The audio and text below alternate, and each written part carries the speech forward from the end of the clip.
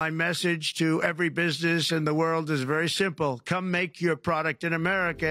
ক্ষমতা গ্রহণের পরেই একের পর এক সিদ্ধান্ত নিয়ে আলোড়ন তৈরি করেছেন মার্কিন প্রেসিডেন্ট ডোনাল্ড ট্রাম্প।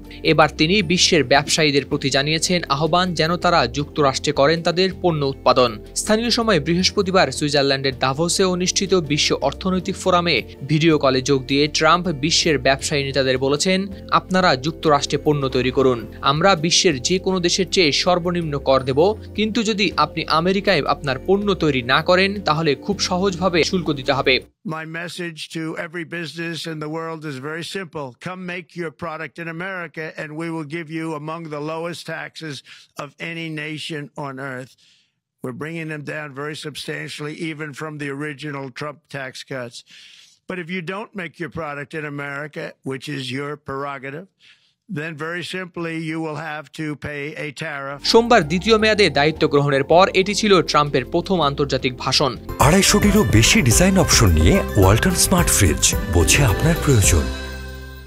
এদিকে ট্রাম্প তার অভিষেকের পর থেকেই জানিয়ে আসছেন প্রধান বাণিজ্যিক অংশীদার যেমন কানাডা, মেক্সিকো ও চীনের উপর কড়া শুল্ক আরোপ হতে পারে। তিনি দাভোসেও দিলেন সেই আভাস। তার প্রশাসনের লক্ষ্য কর্পোরেট কর 21% থেকে 15% নামিয়ে আনা, যদিও এই উদ্যোগে কংগ্রেসের সহযোগিতা প্রয়োজন। ট্রাম্প বলেন তার সরকার প্রতিটি নতুন নিয়মের বিপরীতে 10টি পুরনো নিয়ম বাতিল করবে। নতুন নির্মাণ প্রকল্পের ক্ষেত্রে জটিল পরিবেশগত নিয়মাবলী সরল করার প্রতিশ্রুতিও দেন তিনি।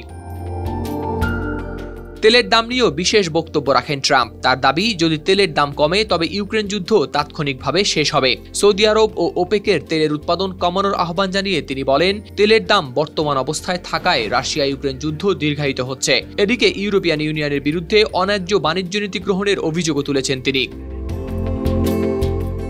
চীনের সঙ্গে সম্পর্কের বিষয়েও স্পষ্ট করেন ট্রাম্প। তিনি বলেন, যুক্তরাষ্ট্র বিশ্বের দ্বিতীয় বৃহত্তম অর্থনীতি, চীনের সাথে শুধু ন্যায্য সম্পর্ক চায়। তার বক্তব্যে বোঝা যায় যুক্তরাষ্ট্রের অর্থনৈতিক কৌশল এখন শুধু নিজেদের শক্তিশালী করা নয়, বরং প্রতিপক্ষদের উপর চাপ সৃষ্টি করাও। এ বিষয়ে ট্রাম্প বলেন, আমরা সুবিধা নিতে চাই না। তিনি ওয়াশিংটন বেইজিং সম্পর্ক নিয়ে বলেন, আমরা শুধু লেভেল প্লেইং ফিল্ড চাই।